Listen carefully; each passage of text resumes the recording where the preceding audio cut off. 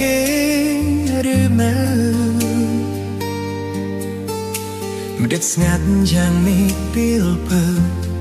មិនឃើញដល់ផ្សារអូនមានរឿងអ្វីមែនទេបងនៅឆ្ងាយបារម្ភជីវ៉ាខលទៅអូនច្រើនលើកច្រើនសារគ្មានអ្នកលើកឆ្លើយខមកវិញលឺសំលេងប្រសំដីមិនសូវពីរោះសំលុតត្រានត្រើយនឹកពេលទៅខលថ្មនឹងដែលភ្លេចឈឹងយើងបែកគ្នាហើយគ្មានសតិសួរអូនឲ្យឆ្លើយដោយកាលគ្រាមុនសង្សារចាស់អើយបងសុំទោសខលដើររំខានព្រោះរឿងប៉ុន្មានដែលយើងខំសាងមិនទាន់ភ្លេចអស្ដលងឆាតប្រាប់ពីថាដឹកស្ដលងឆាតប្រាប់ថានៅស្មោះទាំងការពិតបងអ្នកគិតខំម្នាក់ឯងរហូតសន្សារចាស់អើយប្រាប់អ្នកថ្មីអូនថាបងសុំទោសកំហុសលើកនេះបងតែគ្រោះជ្រួ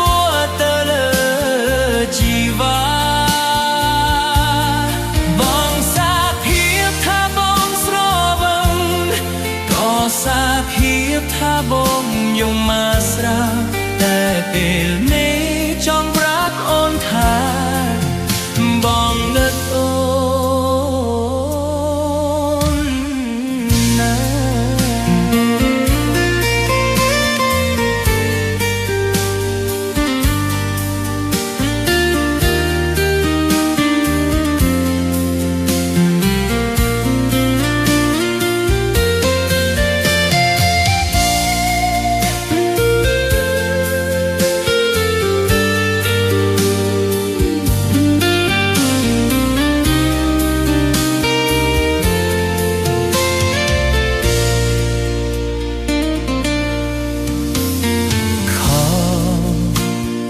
វិញលឺសំ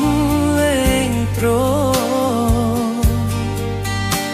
សំដីមិនសូវពីរោះសំលុនត្រានត្រើយនឹកភ័យទៅខលថ្មនឹងតែភ្លេចឈឹងយើងបែកគ្នាហើយគ្មានសតិសូមអូនឲ្យឆ្លើយដោយការខៀមុនសំសារចាស់អើ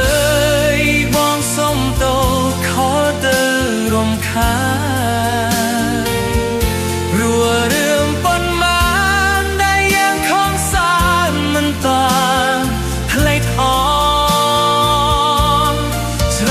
ឡំឆាតប្រាប់ពីខានឹកច្រឡំឆាតប្រាប់ថានៅស្មោះទាំងការពិតបងអ្នកគិតខំម្នាក់ឯងរហូតសង្សារចាស់អើយប្រាប់អ្នកថ្មីអូនថាបងសុំទោសកំហុសលើកនេះបងតែគ្រោះជ្រួទៅលើជីវ៉ា